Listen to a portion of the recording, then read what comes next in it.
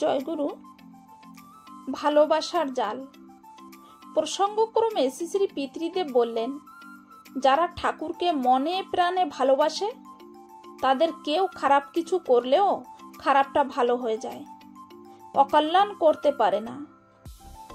তুমি ঠাকুরকে মন প্রাণ দিয়ে ভালোবাসো, তোমার উপর কেউ খারাপ ব্যবহার করলো সেই কিন্তু ঘুরে এসে তোমাকে তার অপরাধ জানাবে, খুব অন্যায় করে ফেলেছি।